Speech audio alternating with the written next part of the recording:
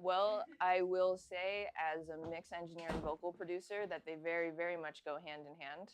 And it's quite important, I feel, to be an engineer and to be a vocal producer based on all of the post-production stuff you got to do.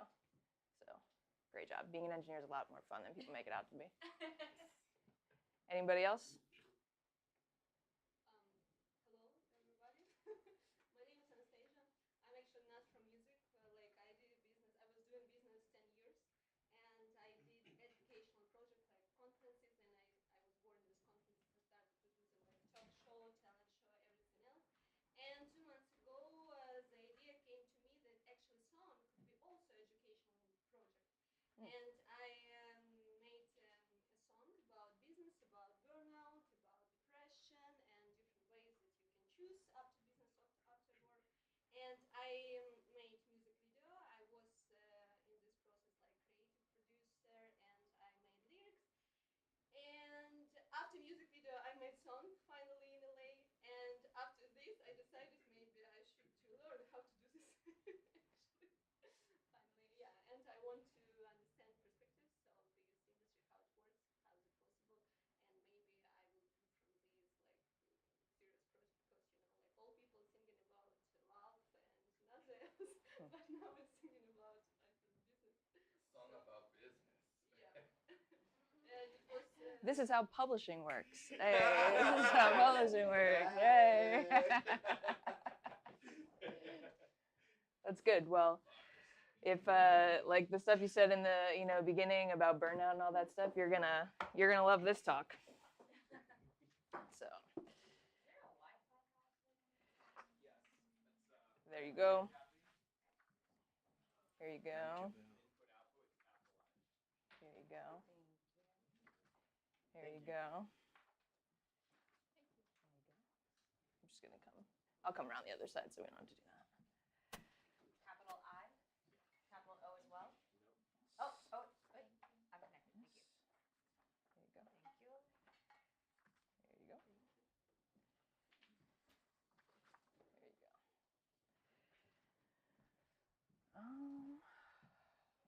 Is that all set up to go?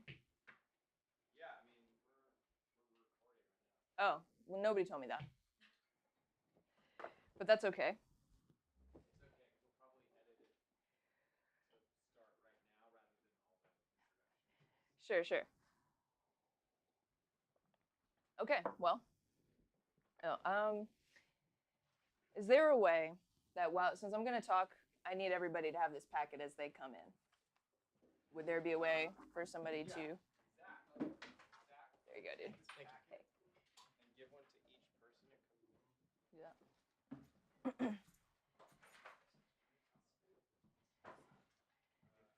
Oh, yeah. Where are they? Oh, I gave one to everyone who's already here, just because I'm going to start the talk now. Okay. So as people come in, if you could give them to them, I'd appreciate that. Just before you start. Yes. My name's Andy. I've got a couple of microphones here. So whenever you have a question, in order to capture your voice, please raise your hand and I'll come give you a microphone, and then you can ask your question. But to make the recording as the highest quality possible, we don't want like voices way in the background. We want them on the mic. So just please hold off until you've got a microphone in your hand to get your question asked. Cool. All right, guys. So this is probably a little bit of a different talk than you guys maybe had here or have had in your careers. We're going to talk really about what it's like to actually work in the music industry and how that affects your life. I'm going to talk for about an hour straight. And then after that, it's open to questions for all of you guys, okay? So you guys ready? Yeah. Strap in. All right. So how many of you here would say the reason that you're pursuing a career in music is that you love it? How many of you feel like music saved your life? All of us. How many helped you feel like music made you feel understood? Now, have you ever asked yourself why you want to be successful or how you want to be successful or what drives you to be successful? There are many people using success to fill a hole inside of them, and I was one of those people. I can promise you this, no amount of platinum records or Grammys is going to make you happy, but making music in good environments with people who respect you will. What's up, everybody? I'm Ali AMAC McGuire. I'm a platinum mix engineer, vocal producer, and songwriter. I've had 2 successful careers in the music industry, one in the studio and one as a front of house engineer working live shows. Today, I'm here to talk to you guys about the realities of the music industry. Before I begin, I have to thank Brene Brown, Elizabeth Gilbert, Jay Shetty, and Pema Chodron. Their work inspired me to understand myself and my life on a deeper level. Without their work, I would not have this to share with you. I've lived my dreams of working with major labels, traveling the world, supporting myself from music, and getting platinum and gold records. I've also been stabbed in the back by people that I loved for their gain. I've been cursed out by artists that I've given my everything to, and I've burnt out in an epic fashion. I was exhausted. Music became a bad job, and I didn't know who I was without it. I've learned many hard lessons about this business, about life, and about myself through the process. I'm going to speak from my experiences of succeeding and failing and absolutely everything in between. I'm going to go over the materials that I gave out to you guys, but they're not for you to fill out during this talk. You can check them out as I'm talking and get familiar with them, but I really encourage you to take them home with you, sit with them, and fill them out with yourself. We're going to explore the ins and the outs of the everyday life of a professional in music. But the most important thing you need to know before you get into this business is yourself. If you are not locked into who you are, it's really easy for people to take advantage of you. I want you to enjoy the process, take care of yourself, and enjoy your life, and not get jaded by the industry like so many of us have. I spent so much time trying to live my dream that I didn't realize the dream was right in front of me. It's easy to get lost, to lose your way. But in this talk, I'm going to give you guys some tools to help you navigate the industry and your life. I'm going to share my stories with you, but there are no hard and fast rules here. I can't tell you what to do in real life situations. You're the only one who gets to figure out how you want to live your life. We have to look deeper at ourselves and ask ourselves some questions before we get started. What we value, our whys, our whats, and our hows. Our values are who we are. Our whys are our motivation. Our what is what we do for our why. And our how is how we want to do it. These 4 things make up our inner compass. Being clear on who we are is how we navigate through tough situations and create boundaries that support the type of life we want to live. Compasses have 4 main physical components: the needle, the dial, the housing, and the base plate. First up, we have the needle. The needle always points north, giving us a fixed reference point for navigating. The needle represents our values. Our values are who we are at our core, what we hold most important, and what we believe in. Our values, just as the needle, give us a fixed reference point for navigating life's choices. They serve as an unwavering guide for our actions, regardless of whether our motivations stem from our purpose or our ego. I've learned from and I agree with Brene Brown's research that it's best practice to narrow our values down to 2. So you guys can take a look at the values list that I gave you. I think it's like the 3rd page. And you're just going to see which ones really resonate with you. You're going to circle them, but you don't want to choose more than 20. Once you narrow it down, you're going to find the top 2 that feel most represent all of your values put together. The rest of them go into supporting your top 2.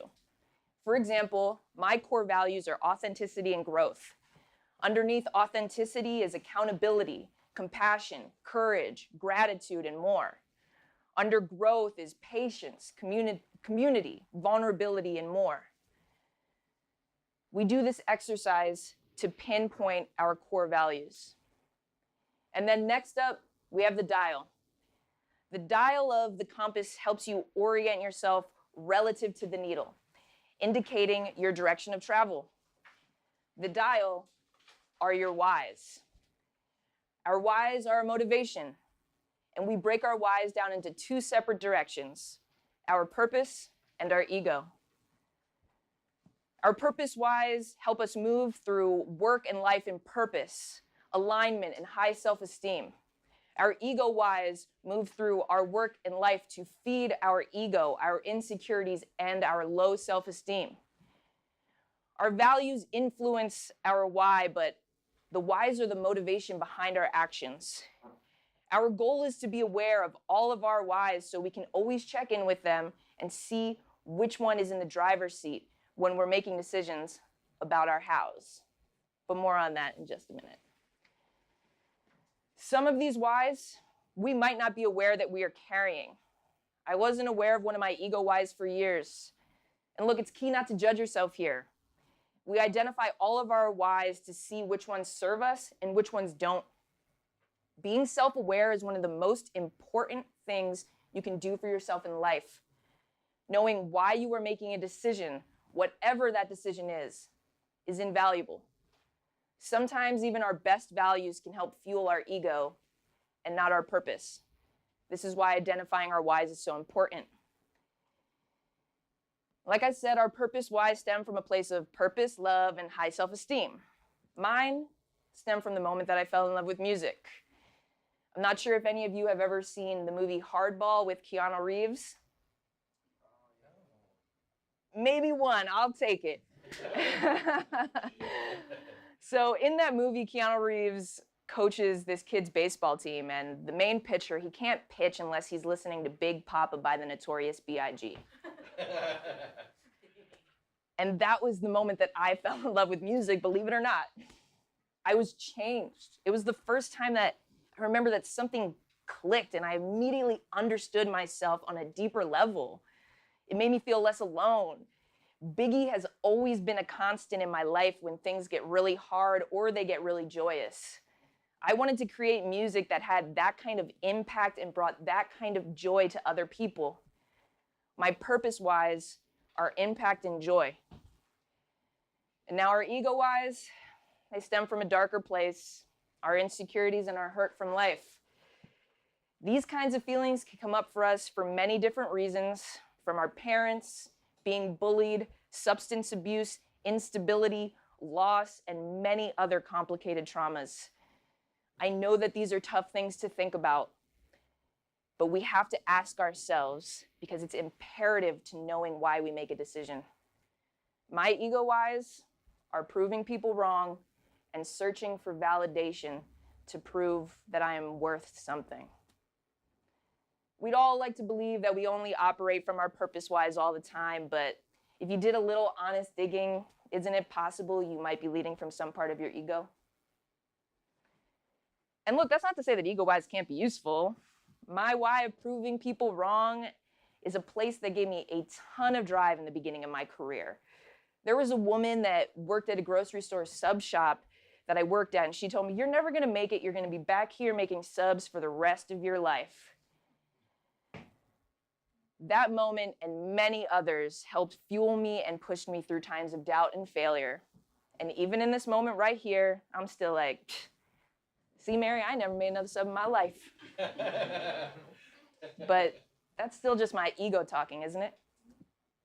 And that was cool for a while, but these days, it doesn't faze me if somebody wants to tell me I can't do it. I don't need that kind of motivation. My motivation comes from my purpose and how I want to live my life. Continuing to want to prove others wrong means that I don't think I'm good enough. Though many successful people have used this to jumpstart their careers, it is not sustainable in the long run. So think about it like this. When we introduce ourselves, a lot of the time we'll introduce ourselves as our what or our career, which is what we do for our whys. So for example, I'll say, hey, I'm AMAC and I'm an audio engineer. But when we get down to who we are and our values and our whys, when I introduce myself, I want to say, hey, I'm AMAC and I make an impact and I bring joy. Not, hey, I'm AMAC and I love to prove you wrong. Does any of this resonate with you guys?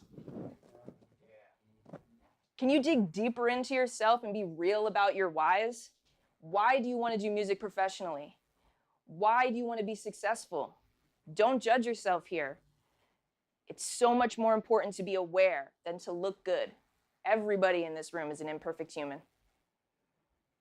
So when you have time to really think about it, write those things down. And then next up, we have the housing.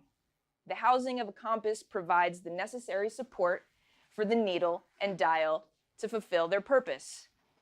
The housing is your what. What action do you take for your values and your whys? In this instance, we're using music to fulfill our purpose, our ego, and our values.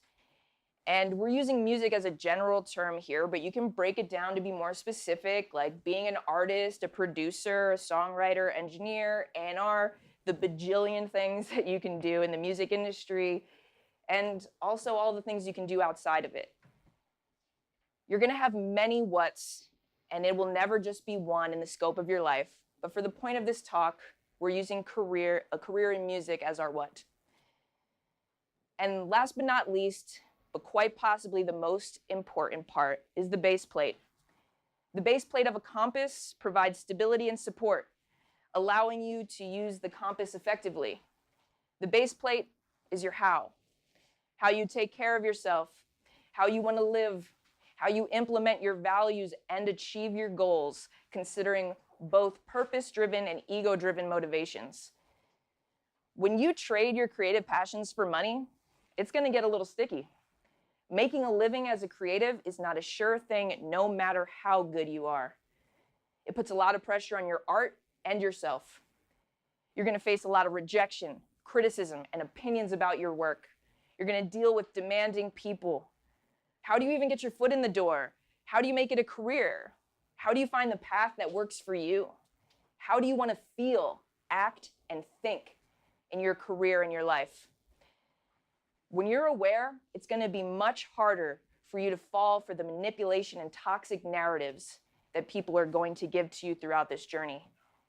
Together, your values, whys, whats, and hows create your inner compass. The only way for you to know if it's for you is to try, and my guess is if you're here, you kind of want to try, right? So go for it. The best part is there isn't one way to make it. In fact, nobody's ever made it the same way twice. The truth is, you guys define what making it looks like. So here's my story. We made it. I'm going to tell you guys about the music industry. And this is how my inner compass led me through success, failure, and everything in between. The beginning of my story is fueled by growth and proving people wrong, so one day I could figure out how to have the impact that I wanted to have. I had dropped out of college to pursue audio as my career. I did a quick 6-month audio program, and after that, I was pretty much on my own. One of the biggest hows to my career, and what I always suggest to anyone when they want to do anything in life, is to talk to anyone who's willing to talk to you about it. If you want to be in it, you got to be around people who are in it. So now we have so much social media where you can search and find many of these events and resources. But in 2009, after I left audio school, the best social networking at the time was kind of Craigslist. You feel me? It was a sketchy time. I would scour the ads and meet with anyone who had any knowledge of music. And my first real gig came from me going around Philly, which is where I'm from, very proudly. Let's go, 215, baby. Hey. And I would literally just go to studios and knock on the door and be like, hey, let me in, I'd like a job. And a miracle, a place called Little Drummer Boys Recordings hired me and I became an engineer. And I learned a lot from that gig. In all honesty, it was more of a paid internship as I had so much to learn. I only stayed there for a couple months though, because to work there you had to be exclusive to the studio, and that just wasn't for me. A big how for me is not staying in places that try to hold me back from growth. It's a big red flag for me when someone tries to stop you from having other experiences. I can't stress enough that all of the experiences you have make up your career and your life, really. Unless the internship or the gig is giving you everything that you need, I wouldn't suggest tying yourself down, especially in the beginning.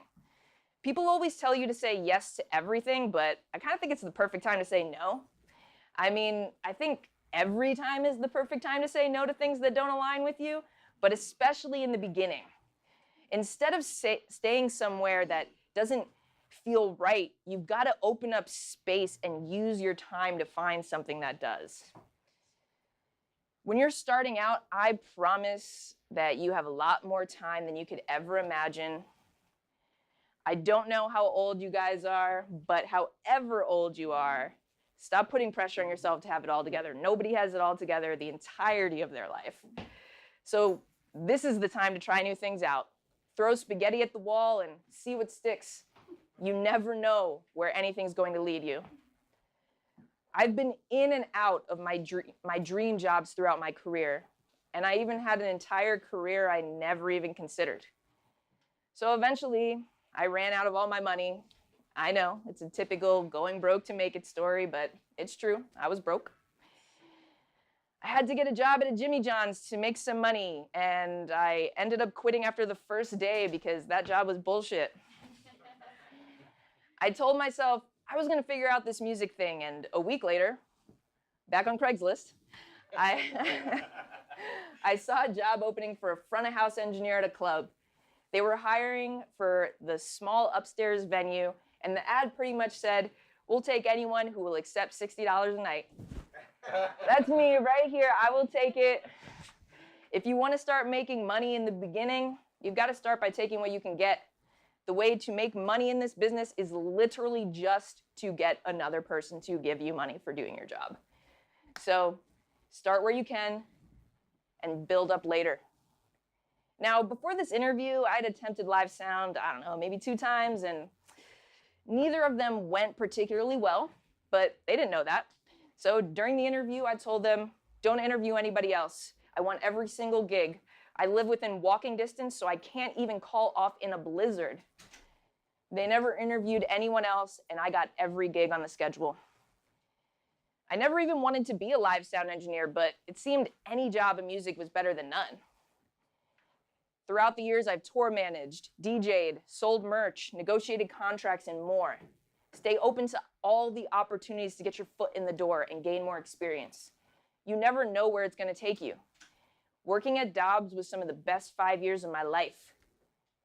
And now the next part is really important.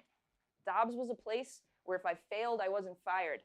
I was taught, I was supported, sometimes with very hard and quite honestly embarrassing lessons. But finding a place like that is the most important thing you should have on your house list. You find a place where they have your back, where they want you to grow, not a place where they belittle you and keep you stuck. Dobbs let me be my authentic self. They never held me back from doing anything. In fact, they encouraged it. Dobbs was some of the best paid networking of my life. Within months, I was all over the city. I started going on tour, and I'd get calls from people I didn't even know. Word of mouth is always going to be your best credit. And one of those people who called me was a woman named Barb. Barb had heard about me around town, and she asked me to cover her at her venue. I love Barb. She's still my friend to this day. I wouldn't be here without her. Because a couple years after that first call, I was out on tour with another artist doing everything but front of house or getting paid. When Barb called and said, "Do you want to go on tour and do front of house for a rapper?" And I was like, hell yeah, anything to get off of this tour. I was miserable and I'd been looking for any reason to leave the situation. So I said, yeah. An hour later, she called me and she said, hey, so the tour is actually for Fetty Wap. And that year, WAP was one of the biggest artists in the world. Scared as hell, I said yes. Later down the line, they told me an up-and-coming artist was to open for him. Just a guy named Post Malone. You know, at the time, you know. This is one of the biggest breaks in my life, and it changed everything for me. When I went out on tour with Fetty Wap, I had never done venues that size. I was going from like 1,000 at the most to stadiums. When I started at Dobbs, I'd never done live sound, period. So what do you do when you open a door you might not be prepared for? Well, you just walk through it. And then you ask a shit ton of questions. If you don't know things, you have got to ask. So, hey, you look dumb in that situation, but in the next one, you look like you got it all together. Those first few shows, I would go up to the house crew and say, hey guys, it's my first tour of this size. Can you just like, please help me? And every time I asked for help, I've been helped. I did this when I first got into the studio as well. Taking these opportunities I might not have been ready for propelled me to things that I couldn't even imagine. And on that tour, I met one of the most important mentors of my life, Jay. Mentors are a key part of making it. You're gonna need guidance from someone who has done this at a level you haven't, is excited about helping you grow, and is gonna take your phone calls when you're losing your mind and you are going to lose your mind. So I suggest you have multiple mentors in different areas of expertise. I've had many mentors over the years, and I wouldn't be here without them. So after tour, I stayed up with Jay. I would make it a priority to drive from Philly to New York every week to see her whenever she would let me. After a while, she encouraged me to move to LA. I'll never forget her telling me, look, nobody can ever take that tour away from you. You did that. But if you want to make records, you're gonna have to put your time in LA. And look, I never wanted to move to LA. I am a Philly girl through and through, and I miss a cheesesteak every day. But I also never wanted to be a live sound engineer. And I had that job for 7 whole years.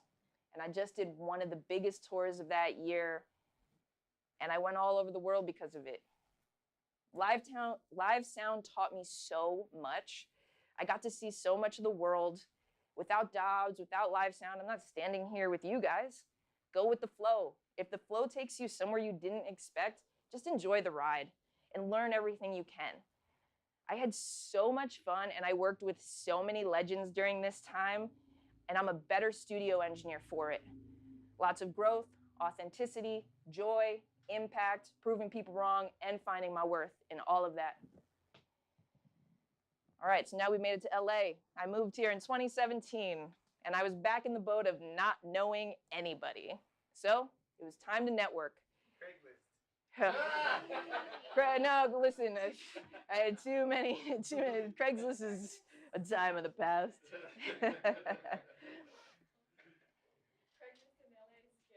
Yeah. Listen, Craigslist everywhere is scary. Guys, do not use Craigslist.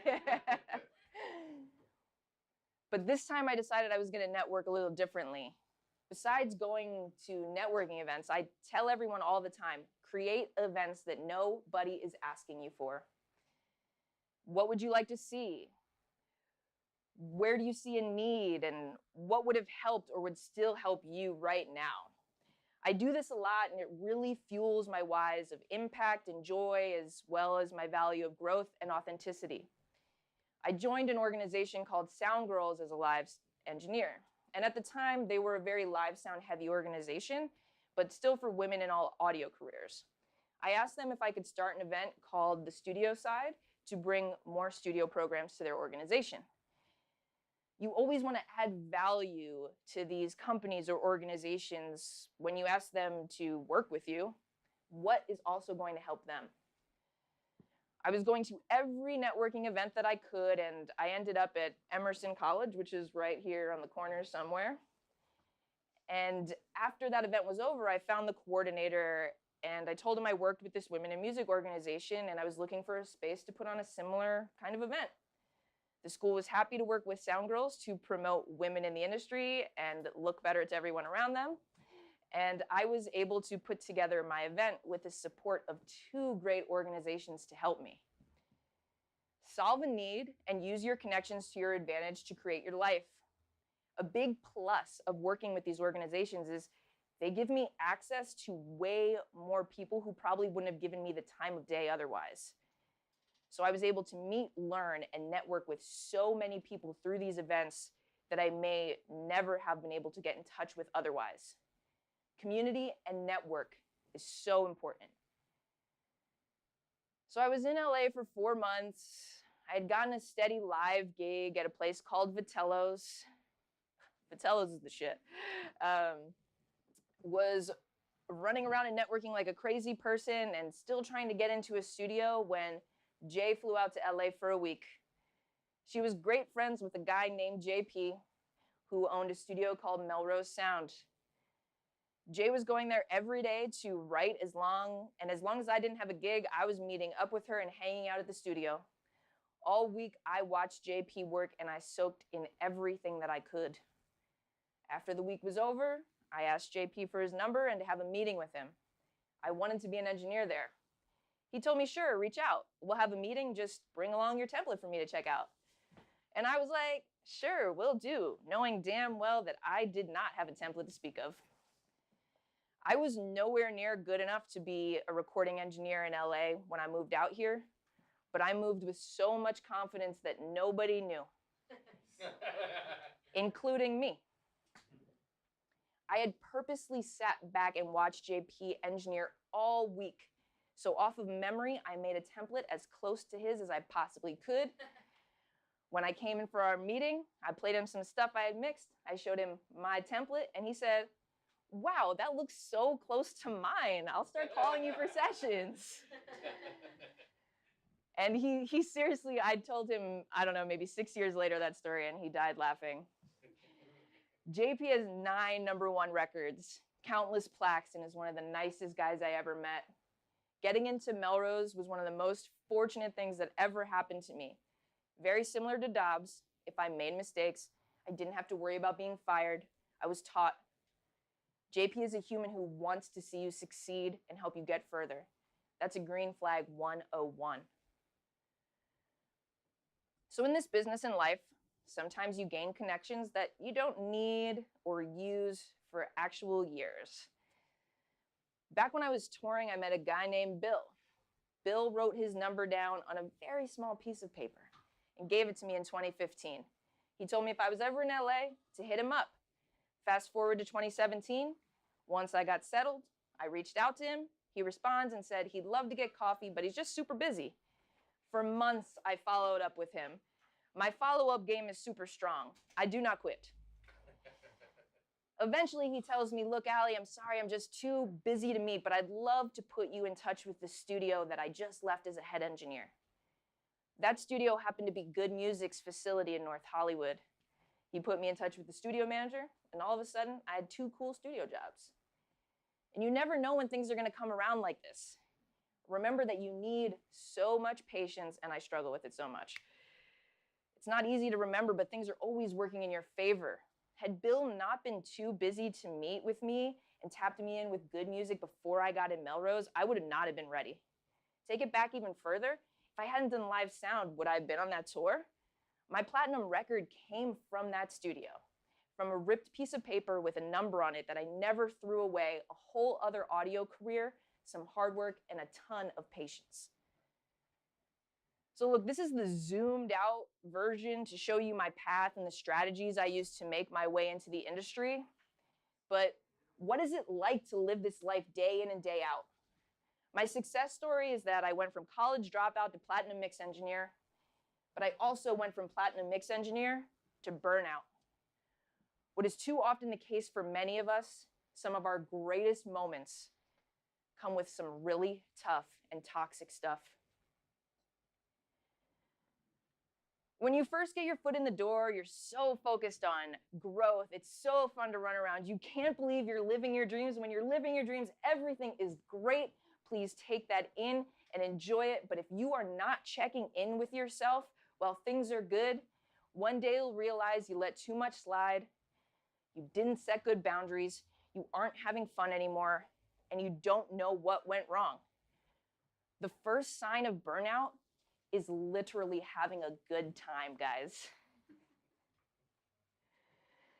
This is the day-to-day stuff where you have some tough decisions and boundaries to make about your hows. How are you willing to live your life? And what kind of people do you want to spend it with? These answers are going to be different for everybody in this room, but this is why it's so important for you to build your compass, your whys, your values, and to keep checking in with them as you navigate every day. So let's start with sleep. We all know that there's many sleepless nights and very long hours and tight deadlines working in music. It's grueling. I spent most of my nights up between 5 and 6 a.m. every day, having to be up by 10 a.m. the next. It's seen as a badge of honor to burn the candle at both ends and show everyone how hardworking you are. Don't buy into it. I'm not telling you that you're not going to be tired and that staying up late having fun is bad. Some of the greatest sessions of my life ended at 8 in the morning. So do both. Remember to enjoy your life and the process, but you've got to prioritize your sleep and your health, or you're not going to be able to continue doing it. If you don't take care of yourself, nobody else around you will, and they will continually expect you to sacrifice yourself because that's what you showed them you will do for them. I have seen people who are 24 years old look 45. Yo, seriously though. Because they are so prideful in how much sleep they don't get and how hard they work. Now look, I don't look for 45, but I was very prideful in not sleeping. I would go and go and go and go, getting no sleep, taking no days off until I had to have a day where I couldn't get out of bed. Those days aren't rest. They're pure exhaustion, and they're unsustainable. Those days were fueled by my ego whys, and a great example of how my values of authenticity and growth could still lead me into some trouble. And now look, not only are people staying up late, but a lot of these long late night sessions, they're fueled by drugs and alcohol. Sometimes sessions are literal parties, and one night of partying can turn into years of your life real fast. I've worked with a lot of drug addicts, and I'm fortunate I was already sober by the time I came to LA. If I hadn't been, I have no idea what would have happened to me. And I'm not telling you how to live your life, but I've seen some really sad things. It's really easy to get caught up in this lifestyle when you're moving, when things are going great, when you're in your ego. This is when you need to be the most thoughtful of taking care of yourself. We want this work to support our life, not take it from us. It's not fun to watch people become incoherent, to not be able to put a sentence together and still be in the booth. It's not fun to get yelled at 7 in the morning to bounce down files when you know the person who won't let you leave will not only never open those files, let alone remember that you did them. I've seen many artists and producers believe that they couldn't create the music without the drugs. I promise you that you can. We can be healthy and still make great art. I am not sure where the idea that we had to be suffering to make great art appeared. Yes, heartbreak, it makes for a great album, but you don't have to live in that heartbreak forever. Heal and make great art about that. If you make dope music when you're loaded on drugs, the kind of music you can make when you're not is unmatched. You can be vulnerable without drugs, guys. We want to be able to tap into our pain, but we don't need to live in it. Trust me, life is never going to stop giving you stuff to write about. Life is always going to life. There are always emotions that you have never felt before. One of the biggest ailments of the music industry is that many of us take on the identity of music. Like we are music, we live it, we eat it, we breathe it, and we miss a lot of important things in our life for it. This is a narrative that's shoved down our throats. One of the greatest things I have ever heard is when you are doing the work, you should feel like it's the most important thing in the world, while at the same time, knowing that it just doesn't matter at all. Caring is a huge part of being successful. I've never really understand people who seem to not care about the work at all. I think a reason I've excelled is that I did care. I also know that I cared way too much. I was attached, and that not only hurt my work, but it hurt me. I cared that I was thought of as great. An ego why. It took me a long time to understand that if someone didn't like my mix, it didn't mean I wasn't a good engineer. It just meant I wasn't for that project. It's not personal. As a creative, I was looking for validation from the industry. An ego why. I thought I was so hard on myself because I wanted to get better, but I was just chasing perfection.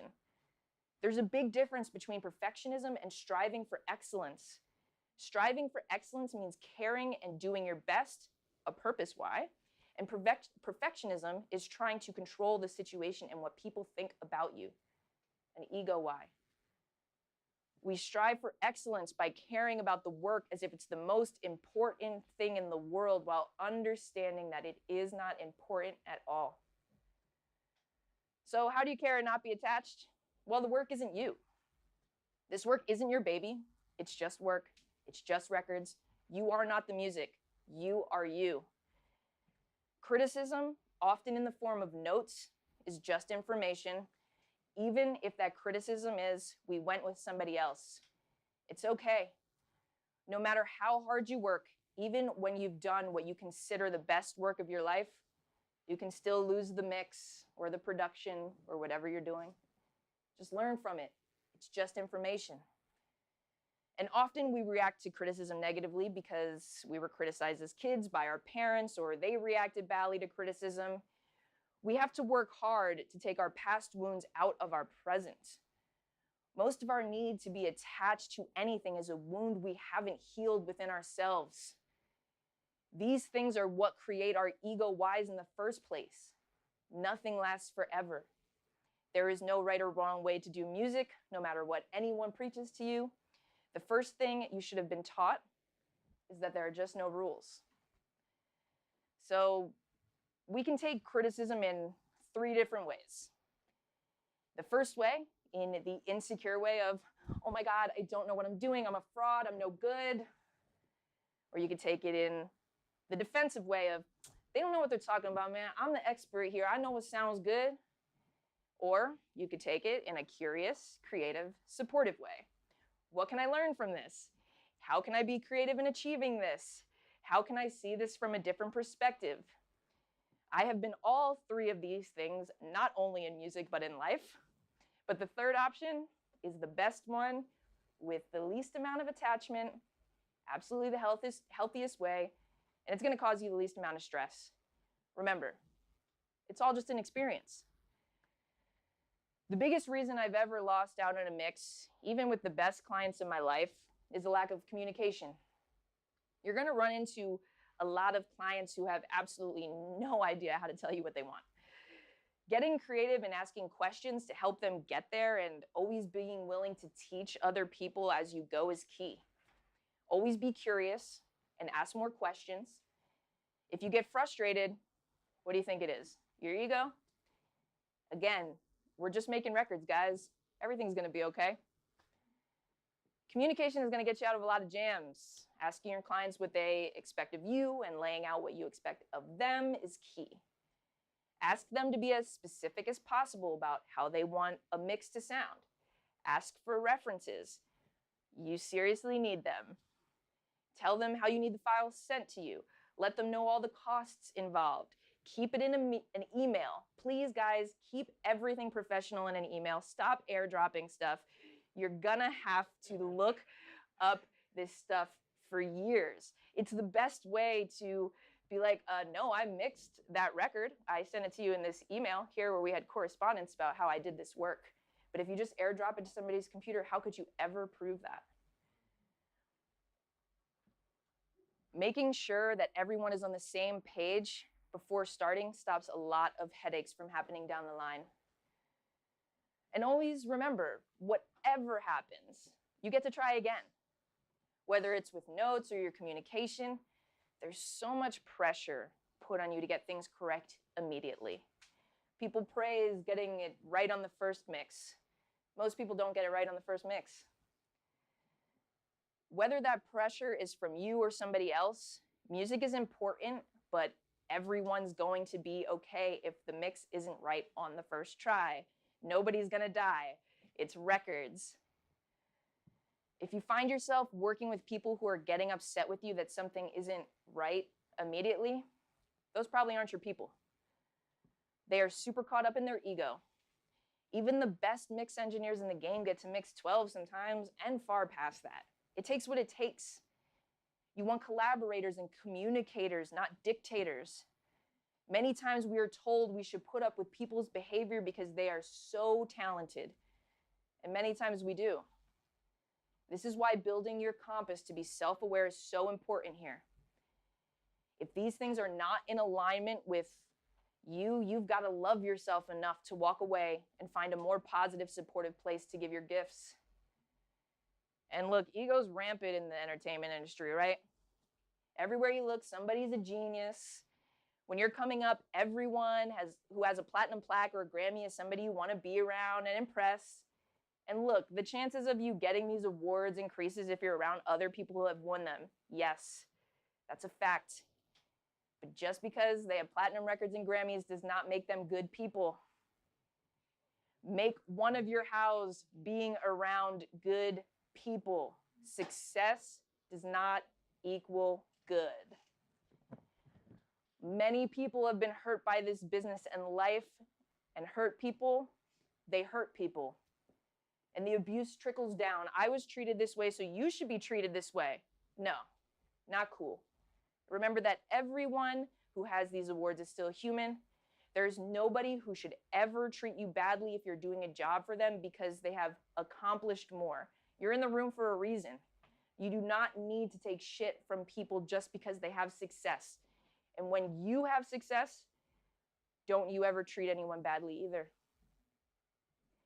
When we want things so badly, we are often willing to sacrifice ourselves for it. I was told that taking the abuse was just part of the gig. Isn't it crazy to think that being treated badly by another person should be part of your job description? And that your mentor should tell you to go through it? As you navigate all of this, I hope you love yourself enough not to go through those situations. But if you choose to, know that when you leave there, none of that was about you. Do not take it with you. And always know that you never have to go back if you feel unsafe or if your overall health is suffering. Know that you can always walk away from something and create space for something that is so much better and more aligned. Often we get caught up in these situations and we're afraid to leave because this might be our only shot. The idea that you only have one shot is the most untrue thing that anyone has ever said in their life. You have as many shots as you're willing to take. Walk away from the things that don't align. Gigs come and go. Like I mentioned earlier, I've been in and out of my dream gig over the years. There aren't many things that last a lifetime in this business. If something isn't for you or if something doesn't work out, there's no need to stress. What is for you won't miss you. An example of this is when I worked at a studio house. One client was the son of a high-level person in the industry, and I got asked to do some sessions with him. He was a nice enough kid, but in the sessions, we barely ever recorded things, and he would show up late all the time. And like, look, be ready for people to show up late. That's part of the music industry. But these sessions always came up last minute, and they were not close to my house. It would be 4 in the afternoon. I'm working on something else. I get the call. I need to be over there by 6 p.m. Drop my whole day. It's in Beverly Hills. All of you know, no matter where you are, how hard it is to get to Beverly Hills at 4 p.m. So I'd drop my whole day and I'd go. I'd get there early, set up, be ready, and then he just wouldn't show up until 10 p.m. anyway. Wow. Yes, that's the reaction I'm looking for. And then I would just kind of play music and not really record anything for like 5 hours. And when he did record, it was so minimal. Look, the point was, it was a boundary of mine, one of my main hows. I won't work with someone who doesn't value my time. I told the studio house owner, who I thought was my friend, that I didn't want to take the sessions anymore. I felt disrespected by them. At first, he acted cool about it, but went behind my back to my mentor, Jay, which is how I got into that house. He had her call me, telling me how upset he was with me. They both went in on me so hard about how I needed to keep doing this because the client liked me and it wasn't a good look for the studio. Their actual motives were that they wanted to get to the client's dad and I was the best option. I never heard anybody say a good thing about working with this client's dad in my life. So I had no interest in doing any of that.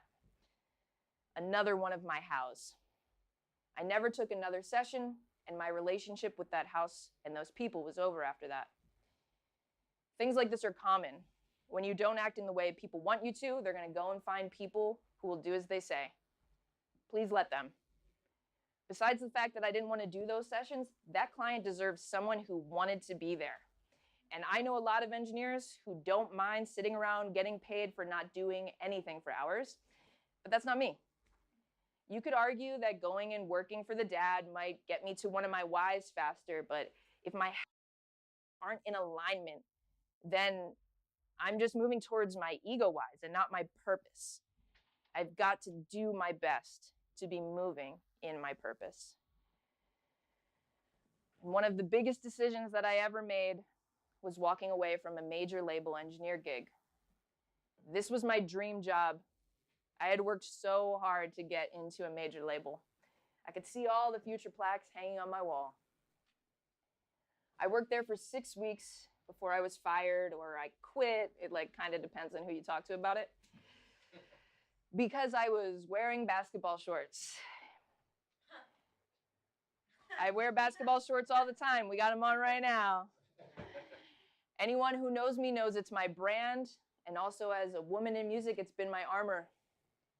One day after 6 weeks, the head engineer takes me outside and says if I want to continue working there, I can no longer wear the shorts. Now, I know what you're thinking, just wear the jeans, dude. Don't lose your dream job over clothes.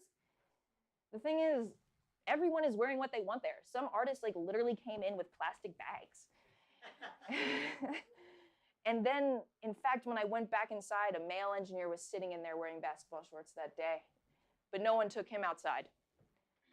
They even told me I could wear cargo shorts, and still, to this day, I do not know the difference between basketball shorts and cargo shorts, except that cargo shorts are ugly.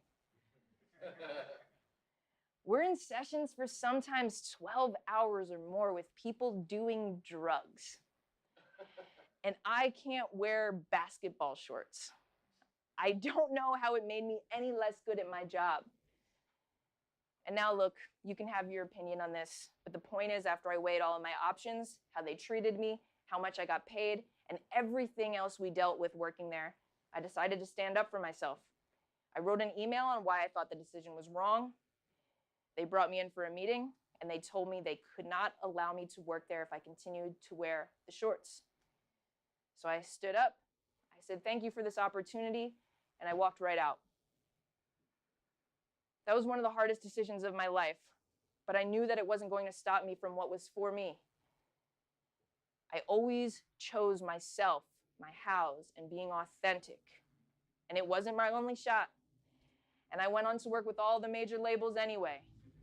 And then 4 years later, I got rehired at that same label in the same seat I got fired in, simply because I was Ali AMAC McGuire. Life is a big picture, not a little detail. Zoom out. And safety has to be a #1 concern for all of you. Danger is an absolute thing to consider getting into this business. The music business is the wild, wild west. A lot of people have guns, a lot of people are on drugs, and a lot of people have a lot of anger issues. Especially as a woman, I've had to be very aware of what's going on around me and how much I am even able to stick up for myself in certain situations. Getting out safely is a top priority. If something feels unsafe for you, you gotta get out as quickly as you can and you never go back. Be careful when you're gonna go to artist home studios. Even though I've been in professional studios late at night where there was no one else around, you are safer in commercial spaces. When you go to somebody's house, you're on their turf. You got to let people know where you're going. If you're a woman, bring somebody with you. I've turned down sessions to go work with some pretty big artists who are calling me to go to their house at 2 a.m. No song is worth putting yourself in danger. And now not only are you going to be running around, making music, dealing with artists, you're also going to kind of have to run your own business. Most of your gigs and your jobs aren't going to be taking taxes out for you. You're going to have to track your earnings and your expenses. You're going to have to make invoices, follow up with studios, and get deposits for your time when you're working independently. You have to understand copyrights, the difference between the song and the master recording, and how you get paid for all of that. Get a lawyer before you sign anything. I've signed some dumb stuff without getting a lawyer to look at it, and it always creates a bit of a headache. Get an LLC as soon as you can. Get a PRO for your publishing. You are an entity. You are a business right now. Start treating yourself that way. And even when you treat yourself as a business, there's inevitably going to be times when you have trouble getting paid the money that someone just so graciously said they would pay you. Labels are going to put you on a net 90, which means they don't have to pay you for 90 days. That is 3 months, which is ridiculous. I digress. Still, after 90 days, they will not pay you. When you work at a studio like Melrose, JP would handle tracking down the money. But when you're out on your own, it's up to you. We often let money slide more than we should because of the music and our ambition. I've been owed $8,000, I've been owed $15,000 far past when the work was done.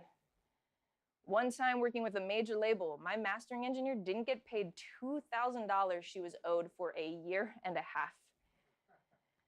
This is a huge reality of the business. Don't ever mess around with getting paid. Be as vigilant as you can be about it and do not give up. I've only ever not been paid by one person over the years, though many have tried to tire me out. And if I ever see that dude in public, I will immediately go up to him and ask him for that money. And you're gonna have to spend money to make money. Something I didn't mention in the beginning is that I always had my own studio. And I had a portable rig to record on the go. It was the first thing I bought. I always wanted to have my own space to work and not have to rely on others for a place to make or mix music. You start with the consumer grade stuff because, of course, starting is the most important thing. And even if I don't want to admit it, I'm sure there have been hit records recorded on an entry-level Scarlett Focusrite interface. Regardless, most pieces of gear, they're expensive. You've got to remember that you're a business, and a business has to upgrade to scale up. Every time you invest in yourself, what you are spending your money on will help you make money in the future. I could still be using my Mackie monitors, but my focals absolutely help me grow as a mixing engineer. They sound better, and in videos, they look super cool. And accept that you're going to do some work for free. Working for free is the same as investing in yourself. In the beginning, you work for free because you need to get around people in the business and learn. Later, you do work for free for the connections it brings you. One of the best pieces of advice I ever got from JP was never do it for less than you can stomach. Sometimes you can stomach free. When you are doing free work, always check in with your compass and your stomach to know if it's right for you. And word of mouth is great, but as in any business, branding and marketing are important. Social media is a powerful tool that we all love to hate and hate to love. I literally just deactivated my Instagram and only brought it back because I had to promote this event. But using social media and making tutorials really helped me build trust in my clients because they could see that I knew what I was doing. Take advantage of this, but be authentic to yourself. Show who you are. This is going to help the right people find you. If you're just posting to look cool and get likes, it's going to wear on you. We all know it's not sustainable. This is a good place to check in with your compass. The internet can get you real confused with your purpose and your ego wise. I know that it did for me. You can get a lot of validation from the internet when you do something that looks cool. Are you doing it to look cool or to make an impact? For me, a lot of times it was both, an ego and a purpose why. I wanted to show people how successful I was. Look at everything I've done. But I also wanted to have a bigger reach to make more impact on people. When you brand yourself and do content right, you don't only build trust with clients, but with brands, and you attract them to work with you. The fact is, though, that people do like to see you doing cool things. People want to hear you name drop, even if that's not your thing. Showcasing your work as you do it is going to keep you moving. What's in motion stays in motion. There's so much good and bad that comes with a career in the music industry. Regardless of how in tune you stay with your compass, there are going to be tough things to deal with. There will almost always be part of this life that you do not like, that you don't want to do, or that you're going to hire someone else to do, and they're not going to do it right. You're going to lose gigs. You're going to lose sleep. Somebody won't pay you for a year. You're going to get replaced. Your credit list won't be cool enough, and they might just not credit you at all. You might get the easiest, most stable gig on the planet, or you might be juggling 10 gigs in a week. This is why it's so important to check in with your compass. These things help us create boundaries for ourselves as we navigate the industry and make it more sustainable for ourselves. There might only be a certain amount of time you're willing to live this lifestyle. You might be able to do it forever. You might not. Some people make #1 records for 20 years. Some people never get a #1 record. Some people get one. Some people do it at a high level for 6 years, then they have to leave because their mental and physical health suffered so badly, only to come back 8 years later and continue to have a legendary career. And that's my girl, Lanice Bent. Please look her up. We are only humans here, experiencing life. At the end of the day, are you enjoying it? If you're not, it's time to check in with your compass and see what might be going on. Sometimes you are comparing yourself to successful people who hate their life. Look inside of yourself for validation, and don't let your ego wise run the show. Take it slow and enjoy the ride. I burned out because I let my ego wise take the forefront for too long. I was never successful enough for myself. I never took days off to live my life. Now I jump in rivers at least once a week. I'm so serious. One day I was 19 and the next I was 35. Life is ever changing and we've got to change with it. Our wants and our needs, they change over time. Our compass changes over time.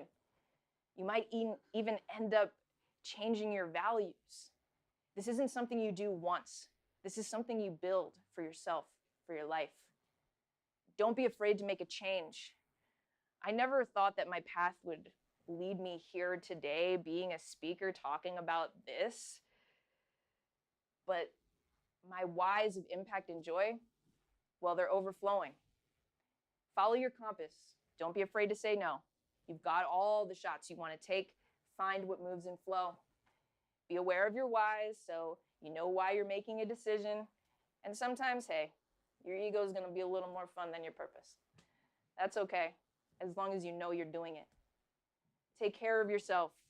Remember that you can always just make music for no other reason than because it brings you joy. These are the realities of the music business. I wish somebody had asked me my values or what my whys were or how I wanted to live my life or told me any of this stuff when I first started.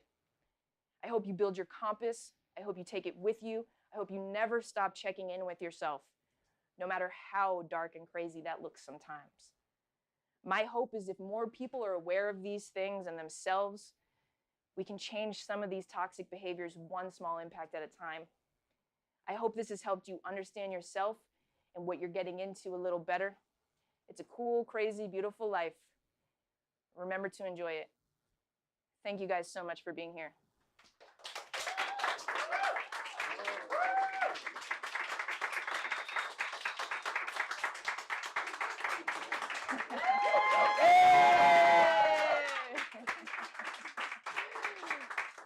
Thank you guys so much.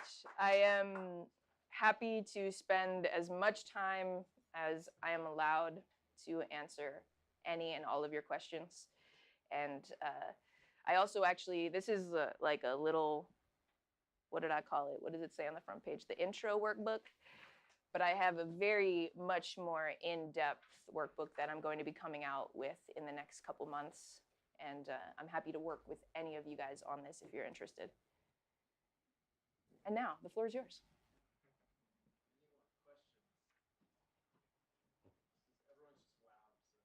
It's okay. You can take your time. It happens every time, but I know you guys got questions to ask. You could ask me literally whatever you want.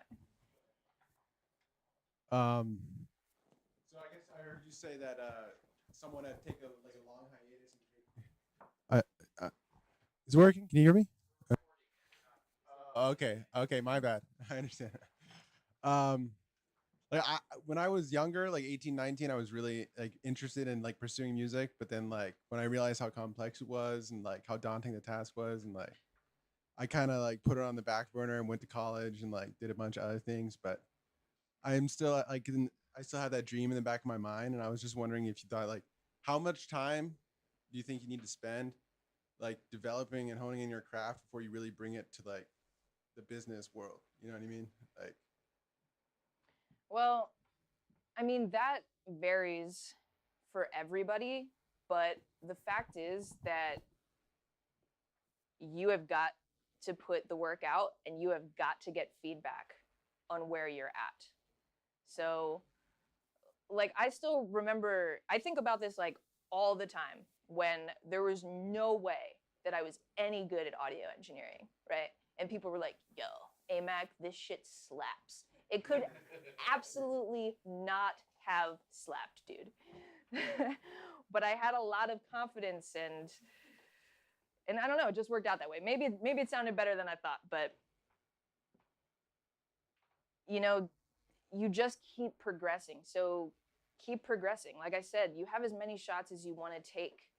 You know, you've just got to be confident in what you're doing. You've got to believe in yourself. And I think that that's the key. And being open to learning. And if you go in and they tell you, oh, no, that's not it, you don't leave and say, well, they told me it wasn't it, so I'm going to give up, right? No, you're going to keep going. You're going to find another person to show the music to. And you just make your way. There's like so many different ways that you can make your career in music. You don't even really need to be in LA if you don't want to. It just depends how you want to move. So hopefully that answers your question. Okay, what's next? Hi. So mine was like a twofer. The first one was when you had that experience when you got to do live audio engineering for like Fetty Wap, and that was like your first like really big foray. How did you experience imposter syndrome during that switch, and how did you overcome that? And then the second question was, what are like some of the audio engineering splits as far as like on records? Because I'm very like you hear a lot about producer splits, songwriter splits. So I'm always curious, like as an audio from the perspective of an audio engineer, what are the splits sometimes you deal with? I have a lot of thoughts on that. But so I'll start with, did I have imposter syndrome? Hell yeah, I had imposter syndrome. I was out there every night like, would anybody tell me I'm doing a good job? I was just like, I guess I'm not fired, so it must be okay. And yeah, I mean, I didn't know if I was good enough every night, and I just woke up and I did it anyway. Like, as long as they were allowing me there, I was gonna keep going. So that's like, you know, like I can be up here and like talk about all of this and whatever. I still, you know, have all of these insecurities and all of this stuff to come out here and do all of this stuff. So it's just like, you just have to show up until they tell you not to. And you can be in your head all day like, oh, I think I suck. I think this sucks. I think this sucks. I remember I did a show, one of the shows was at the Palladium. Oh my God. That was a stressful night of my life. My brother was there. He was so proud of me. I was like, do not talk to me. This place is driving me nuts. So, you know, but now I get to look back at it and I'm like, yeah, I did sound for Fetty Wap and Post Malone, guys. It was great the whole entire time. I killed it. There were no problems at all. So, you know, hindsight is 20/20, I guess. as far as splits go, nobody wants to give engineers anything. That's just it. Back in the day, engineers were almost always guaranteed at least a point on the record. That just doesn't seem to be the case anymore. But that doesn't mean you don't get points. You know, it just depends who you're working with, if they're willing to give it to you or not. And this is where you weigh like your options about what you're getting paid up front. Like, people are much more willing to pay engineers up front. One of the reasons, like, I actually wanted to be a producer when I started and making beats, but I don't know, life was just like audio engineering. I was like, okay. But I also started in audio engineering because I knew it was going to be the easiest place for me to start making money. Does anyone in this room think that audio engineers don't get paid to record you? I'm going to take that as a no, right? You expect that the audio engineer needs to get money unless it's your homie, right? Yeah. So it's like, as a producer, people are like, you're going to show up, I'm not going to pay you anything up front. Songwriters get the worst of it, the absolute shaft. Songwriters don't get like anything up front and then have to wait years for anything on the back end, possibly, and publishing, that's a whole thing. So it's very interesting that I think engineers, songwriters, and producers are almost like, because of how, like, producers get points and publishing and they get paid up front. That's wild. But if I ask for that, they're like, you're crazy. I'm like, I'm sorry, does the record not sound this way because I did it? So I don't understand. And I think they use that just to pit us against each other, so we don't band up and just say that we all should get upfront points and percentages on records, and we should get paid all of the ways that a record makes money because we all worked on it. So relationships are really the key as far as what you get. Yeah, sorry, I went on a bit of a rant there. I apologize. But yeah, like, I have artists where I get 5 points and 5% on the publishing, and they pay me up front. Yeah. I do have a question. You need the microphone. Yeah. Quality control. So probably this is like a dumb question, but I like to ask those questions because I'm not like super familiar with everything. So what's the difference between a music producer and an engineer, a music engineer? What's the difference? One, I understand that works in the back end, making beats and everything like you just mentioned, but the other one is just for example, for live concerts, or what's the main difference? Just to understand better. Well, so there's a lot of different jobs being an audio engineer in general. There's a lot of places that you can be an audio engineer in live, in the studio, and in like doing post sound, like or being on set doing sound like for television shows and stuff like that. So, but we're talking about in the music industry here. So the producer has a few different definitions too, but for the simplicity is the person making the beats and the music, and the engineer is the person recording and or mixing the music Like together. mastering? No, that's mastering. Okay, so that's different. Okay, so like if I'm mixing a song, right, I'm going to have, so a lot of the times we call them stems. They're actually multi-tracks. Multi-tracks means it's the kick, snare, hat, bass, all of the other things. We mix the multi-tracks together, and then we put that into a 2-track, and then we send it to the mastering engineer, and they just work with the 2-track to make it sound better. And they're magicians. I don't consider myself a mastering engineer. I can just make it really loud. Okay. Okay, thank you. Sure. Anybody else? We got another one, Andy.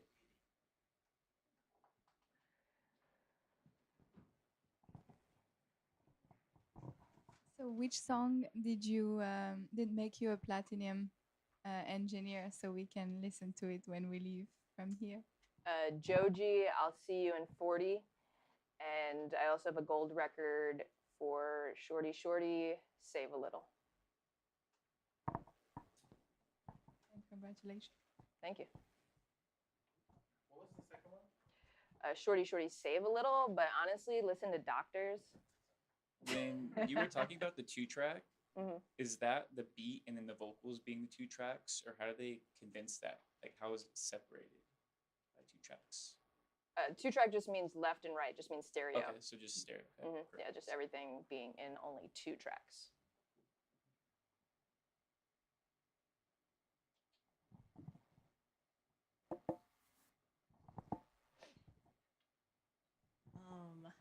Hi.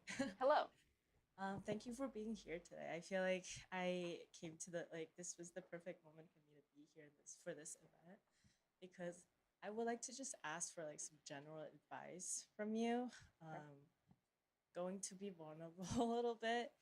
You mentioned about how you had mentors throughout your career, and I'm currently going through, I will say, maybe like some hardship with my mentor, like the person I thought was my mentor. I meet with her every week for 3 years already. She teaches me vocal, and she knows that I want to have. Sorry, my voice is shaking. It's okay. You're good.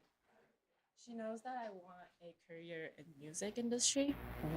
But I slowly come to the realization that we have different visions for myself. The way that she saw me, the way she wants to package me is different from what I think of myself. And it's been 3 years, and I told her that last week. And sorry. You're good. It's okay. So I told her that I'm taking music production classes because I want to be a producer and I wanted to be a DJ. That's not what she had in mind for me. So she gave me criticisms. Wow, I'm not expecting to be this emotional. But she criticized my values. She criticized for my time. She's like, so why did you meet with me for the past 3 years if you have this goal in mind? And she's like, why do you want to put yourself in that career? Because she didn't think, she's a classical singer, and she didn't really know, or she just thinks that the career path I'm trying to get into is not good for me, especially as a woman, maybe. So she gave me a lot of criticism, and it made me feel split. I understand her perspective. I also had a lot of trust in her because she has been in this industry for her whole life. So apparently she may have more experience and she has more say maybe. So I trusted her for all 3 years. But we have a very, not an argument, but I kind of told her what I wanted to do and she disagreed. Meeting with her this Wednesday again, and I'm not sure what to say. And I'm not sure if I am making the right decisions for myself too. Started to question a little bit for the classes I've been taking, like, am I doing the right thing? Is it too late to start? Because I'm just getting started too, so. That's it? Okay. So she's not you. She's not you. She doesn't know what you can do.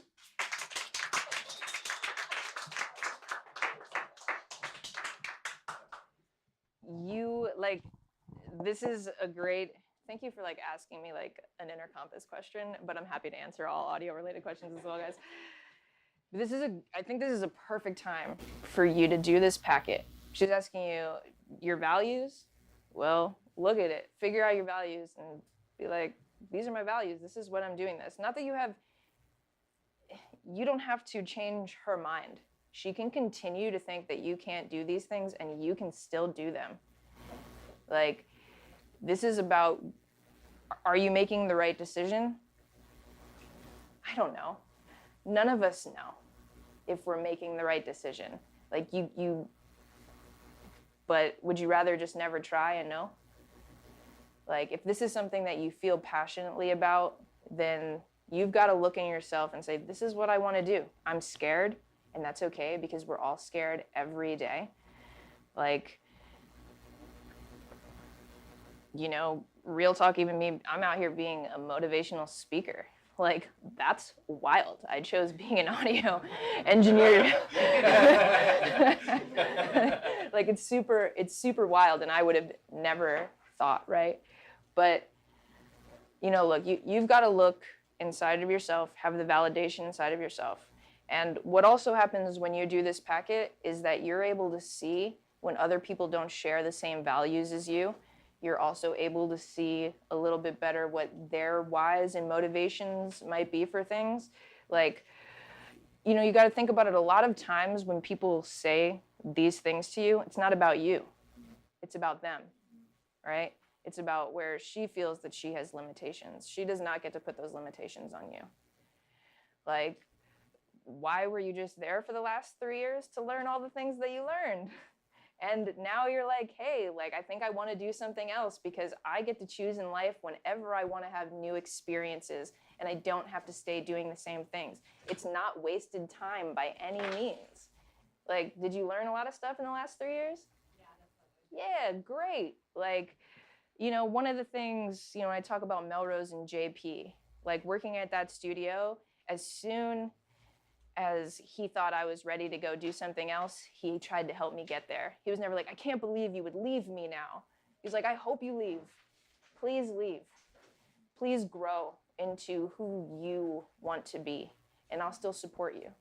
So, you know, I can't tell you what to say, but if these things are things you feel strongly that you have to do, if they align with who you are, if they align with your purpose, if they align with you just wanting to have some fun, then do it for yourself, no matter what anybody else says, because nobody else gets to live your life.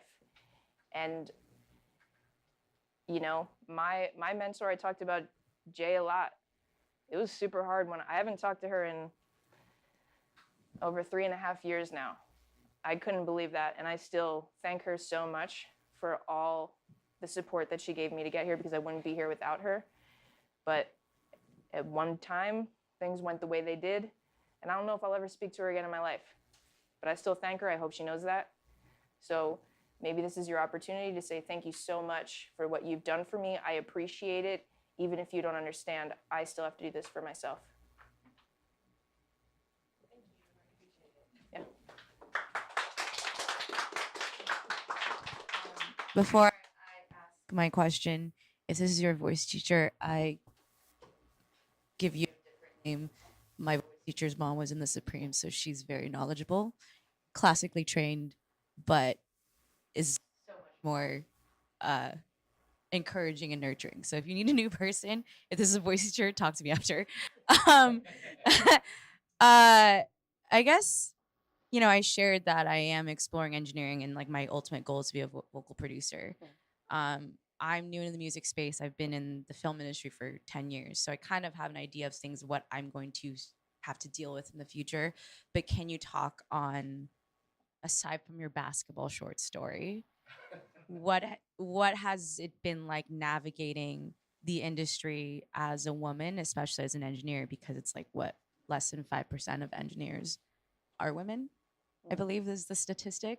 So what has that been like, maybe being taken seriously, advocating for yourself? That you've like hinted here and there, but if you just wanted to maybe talk a little bit more about that, just, yeah. I don't know. That's a loaded question. It is a loaded question. There's a lot to talk about. I'm happy to talk about it, and I'm happy to be very, very real about it.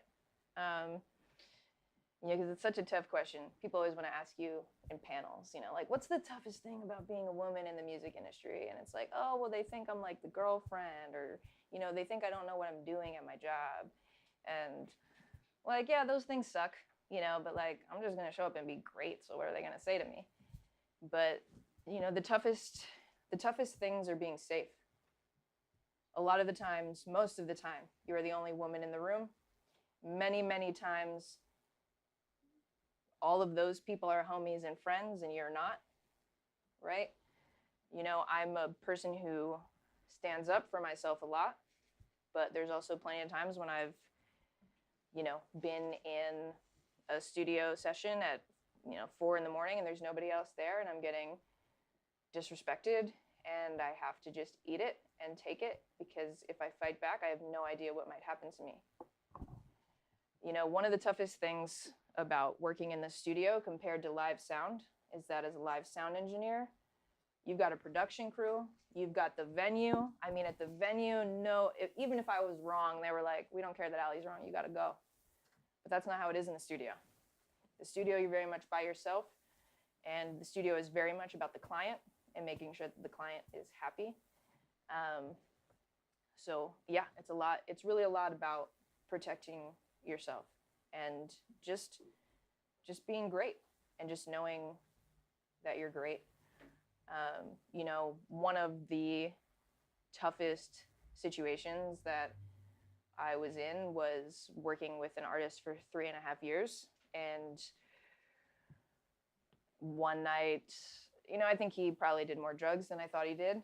And, you know, one night we had a disagreement that was over like literally a track list and how the tracks were ordered. It was crazy. I just never saw this coming. And the next thing I know, he's in my face. He's screaming at me, telling me if I was a dude, he would beat me up. And maybe if I was a girl in his hometown, he would beat me up right then and there in front of his homies. And I stick up for myself. But he was so angry. He's way more angry than I am. And if he would have done one thing to hit me, I would have been done. And there was nobody else in the room. They were all my friends, but they were his gang, right? You know, so I had to sit there, eat it, go down to the second floor and cry on the floor, you know, and then wake up the next day and say, here are all your files. You'll never, ever see me again. And then have them tell me that I should learn how to respect men more. Oh my gosh. So, you know, like that's the real reality of it. Oh, somebody thinking you can't engineer? Whatever, dude. Cool for you. That's what I'm saying. Like, focus on your safety. And I could have seen, like, when I look back on it, I saw it coming. You know, I saw that boil up was happening, but I was just like, I'm just gonna get through this project. As soon as I get through this project, I'll have what I want. I'll have the success. Now I'll be happy in this. But all I was doing was putting my mental and physical health on the line. So. Thank you. Yeah. I'm sorry, Ali. You're here now. I am here now. Yeah. And fuck those motherfuckers. I hope it's okay that I've been cursing the whole time on your YouTube page. Just say the word, we'll jump them. So I'm saying I got a crew now. I think we have a question. We'll go over there and then we'll come back to you, okay? Hey, what's up? So my question is, when you find yourself working with your music projects, would you say that a lot of that work is done on your computer or on some type of computer? Because I can see, like, you've got a MacBook there in front of you, yeah, and you know, maybe some of the songs that you said that you've gotten awards for, did you record them or do any type of work with those on a computer? Or I'm just wondering, like, what your process is, or like what your equipment that you prefer to use is. You know, would you say a lot of it is done on computers? Even maybe if there's like live instruments involved or something like that. Like, you know, what's recording and being a platinum mixing engineer involved? Does that involve computer software and computers, or what? I mean, for sure. You definitely have to use a computer. Highly suggest if you still got an Intel chip in your computer, you've got to upgrade. You'll never believe these things. They don't get hot. It's wild. But yeah, everything is done on a computer. I mean, the Joji record, I did those on my Mackies. I didn't even have vocals yet. Like, when I look at that session, I'm like, oh God, like who did this? But you know, like the client was happy. Like I have, like I think you should have at least a piece of outboard gear for your microphone, right? And like, look, I personally think analog sounds better than digital. Digital sounds great, but you just, it's electricity. You can't, like, when things are actually going through tubes, you know, the tubes never stop changing. Like, so when I work on like a 610 on console, right? That 610 sounds the same every single day. And like there's like a sweet spot, but there's something about some analog stuff. I also have sometimes on my mixes I use an SSL Fusion, so I have analog in, analog out. But most of the stuff is done on my computer. I could do everything on my computer outside of, I mean, we have AI. We don't even got to sing anymore, yo. Like, I mean, let's all sing, okay? Let's all sing. Let's all sing about our pain and our joy, because AI can never ever replace that. But yeah, have the best computer that you can get. Spend most of your money on your computer. Get a laptop. I can go anywhere with this, do anything with this. If I have a desktop, it's just there. And, you know, get like, I haven't bought a plugin in like 2 years, which is wild, but like, because I never thought I would ever stop buying plugins. But then like, I just realized like I didn't really need anything else. So there is a place where you're gonna get that you feel comfortable, and that doesn't mean I'll never buy another plugin again in my life, but I found my sound, you know? So, but have a good computer, try analog stuff, try everything you can, put everything through it, distort everything you can, push it, and just have fun. But yeah, have a great computer. Does that answer your question? Yeah. Okay. Hello, Ali. I'm Isis, aka Goddess of the West. What up? So I have had the honor and pleasure to hear you speak a couple times. Once at the Girl Sound, I think, panel, and then once at my school, 1500. Yeah, I remember. Sounding. Oh, yeah, I'm alumni. Yeah, definitely. It's a great program, by the way. But yeah, so I graduated there, and basically a little backstory on me. I moved here from Las Vegas after the pandemic, and basically with LA dreams, like of being an artist, and you know, like just that's what brought me here. But becoming an LA resident was tricky. You know, I found myself having to, you know, basically tap into other arenas for survival, in essence of just like different skills I had. So I became a professional makeup artist, and that's kind of like what started paying me, like, and feeding me. And but like the music was always the basis and everything. And so basically it kind of made me a multi-hyphenate artist, I guess you could say. But similar to her, like I actually want to explore DJing and everything in that nature, and I figured that would be like something that I could expand. And I feel like being a student of life is very important, you know, like just always expanding your knowledge. So I guess my question is because I don't know, I've kind of like struggled with imposter syndrome as well, and like, is this something I should be doing, or is this something that I want to do, or which I know to the core is something I want to do. But I guess my advice would be, or my question would be, what's your advice on presenting oneself in a room, and identifying as what you want to present yourself as opposed to like what people want to present you as, or I don't know if that. No, I get it. People have put me in a lot of boxes. I never thought that I would not be Ali from Dobbs. Everyone was like, you're a live sound engineer. So many people have no idea that I ever did live sound anymore, because I changed it. You know, now, you know, I meant to put motivational speaker here before platinum mix engineer, but I still be messing it up too, as I'm trying to change my life right now and walk in and say, this is who I am and this is what I do now. Yeah, I got a platinum record. That's great. I'm still pretty fire at mixing records. So if you need one. But, you know, half the battle is just doing it. Say that is who you are. Even like even when you don't believe it, because you've got to say it to yourself every day and believe it before you can go into a room. And you can go into a room and not believe it and say it anyway.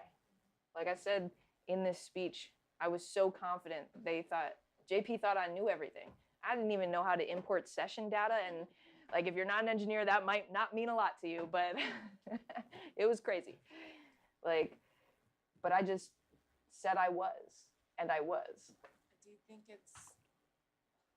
it's conflicting to be multi-hyphenate, or do you think it's like, I don't know, I guess the question is, because what I'm hearing from a lot of people is hone in on one thing. You need to tap in on this one thing, but I feel like I'm good at so many things, and I feel like I've mastered makeup, I've mastered songwriting and rapping and artistry, and I feel like, you put your 10,000 hours in, you could call yourself a master at that point, but you never truly mastered it, but I guess more than anything, now that I'm entering the DJ arena, like, do you think it's just, I don't know, chaotic to have all these things, or like, what's your advice on that? Like, just tapping in.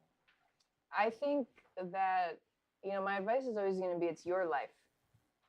If you really if you still enjoy being a makeup artist, like, be a makeup artist too. You can always do all of these things. You don't always have to present yourself as all of them, depending on where you are, but just be who you want to be and figure it out for yourself.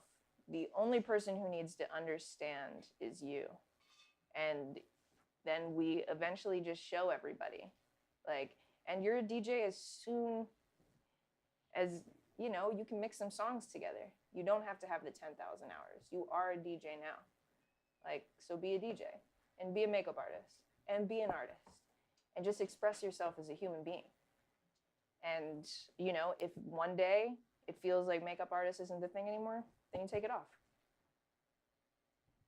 Thank you. Is that good? Okay. Yeah, I appreciate you.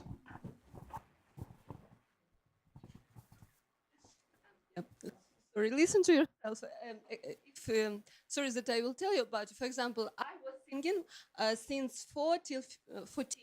Then I decided that I'm not talented enough, and only one way for me is doing business and be good in this. And also, I wanted to be a director and everything. And then after, now I have my company 10 years, but I became a director. I became now a singer and everything. So you can do everything, and you can do this anytime. And 3 years for you now is a lot, but actually it's not so many. It's only the question of age. Amount of time. Yeah. Yeah. So and you always come back to what you want, and it's not late at any age. So don't phrase this. Sorry, as that I take your time, but I have 2 questions. Okay. About legacy and about promotion. So the first one, for example, I made this song, I made lyrics. I ordered, one guy made for me a track, another guy made for me sound producing, and I made this music video, and another guy made direction of this, and I don't have any contracts with anybody. So how, and it's some friendship and everything, so I'm okay with it, and for now it's not a big question for me, but for the future, and how to do this, how to sign contracts at which stage, because I have a friend who is a singer, and she had a lot of troubles with the things that, for example, she paid money for song producing, and they made everything, recording, but she doesn't have any steams, anything. So she also paid for PR, and a lot of people who are trying, especially in LA, to get money from you and don't do nothing. So how it's properly to do from legacy side? Well, that's a loaded question. That's okay though. So it's all about communication and all about a lot of trial and error in some of these situations, right? And I'm gonna keep going back. Do the compass. See if people align with who you are, right? If you feel okay that you don't have a contract with those people, then it's okay. But you could always go to them and say, hey, how do you guys want to split this up? Right? A lot of times we're so afraid to have the business conversations with people because we don't want to ruin the relationship. If you ruin the relationship with somebody by asking about how you're going to get paid for the work and credited for the work that you've done, you don't want to deal with those people because they're never going to give you anything. You want to work with people who value you, want to communicate with you. Now, and things are different, I'm sure, as you know, in different cultures around the world, right? So you have to deal also with the communication with people in, you know, in different countries and how people in different countries communicate, and like even how the system is for that kind of music, because it's not the same as here, right? But it all is just going to come down to communication. You know, like I said, have a lawyer. Like if you need to write up a really big contract, you're probably not going to want to do that yourself, or maybe you will because you're in the business side. So I don't know what you could do or can't do. So I won't put those restrictions on you. But just have somebody that you can ask questions to. Have a mentor with somebody who really knows how to do the business. And when you're going into sessions with people, like talk about it up front. You don't have to say, hey, we're making this decision right now, but like, hey, when can we talk about this? It would still be best to maybe have a split sheet by the time you leave. Because you also, you know, a big thing too is, especially if you're in songwriting sessions and stuff like that, that's why I'm saying keeping things in emails. Writing session reports for everything you're in and sending that email to everyone involved is like such a good practice to get into, right? Because at the very least, everyone has the acknowledgement that you worked on this record and you have something to prove that you were there. Because maybe the song doesn't come out for 3 years and all of a sudden you hear it on the radio and you're like, yo, that's crazy because I didn't say that could come out. And if you actually worked on a song, like legitimately, and somebody didn't give you credit or pay you, you can get that song pulled down no matter what percentage you had in it. So like always being up for that. So what I'm saying though is like trying to get and understand things by the time you leave the session, because sometimes things aren't going to happen for years, right? And you're going to totally forget about it. And you're not going to have talked to people in years about this project, and it just gets more difficult. You know, it's just like with any communication in your life, right? It gets more difficult the longer you wait to do it. So don't be scared and have the communication. Does that answer your question? Thank you. Yeah, but I mean, like, how's it normally? Like, do you have to sign with everybody in the process, and do you have to discuss this like before recording? Even, for example, like even like people freestyling and everything, they make together songs, and nobody thinking about it. So, like, do you have to like come after and like sign something, or how is Yeah, it like so a split sheet. So a split sheet just says like the percentage that you're going to get on the record. But it's and what you after did. normally, like, or before, like It can happen like at any Diff- time. That's what okay. I'm saying. Like communication about what's happening is key. okay, thank you a lot. And yeah, and another question, maybe you can tell a little about promotion, like how it's better to push song, even when you like publish this at YouTube, or like is it normal practice here or not, like before labels, I mean like how to push it social medias, or like is it some, I don't know, rules experience here, some how it works. That's like so dependent on so many things, and I'm not a marketing expert, so I'm gonna pass on that question. Anybody else? If we got to wrap it up too, let me know. I have just one question. Okay. For someone like me who's producing, I think, more tracks than I can get to, like mixing and mastering them, and like engineering, because that's not my thing. What's a good outlet for someone who's like a producer / artist for maybe an engineer that's not as big in the industry but is willing to work with you, or possibly like split values and stuff like that, like maybe trade, or even be more reasonable than trying to just hunt for someone online, an engineer? So I feel like right now I'm putting out more songs and I'm getting more gigs, so I don't have time to mix and master them down. But I want them to sound good, especially going on like bigger systems now and like bigger like PAs and everything. I want my songs to be balanced, sound good. But that's not my specialty. Like Yeah. I'll dabble with it a little bit, but I'd like to start getting into sending it out to be done. Well, it depends what your budget is, like Yeah. you said, and just trying to, find somebody who's kind of at the same level and wants to Yeah. work with you, depending on like what you're doing, what your income streams are for it, and offering, to give them points and publishing on your records with them, and just, it's always about trying to find somebody who believes in you, right? Yeah. Like and that you guys show up for each other and add value to each other. Exactly.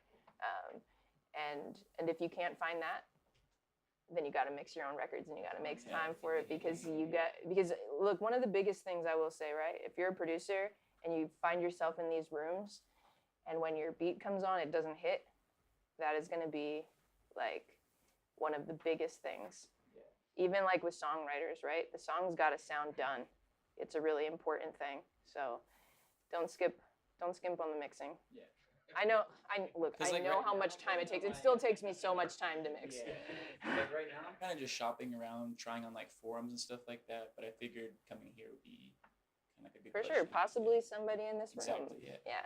Kind of networking too than what I'm doing. Like I have some people that have been trying to bounce a little bit and do stuff for me, but I want it to be more professional, as opposed to someone like me who's really good at producing but not like an expert level versus wanting better quality.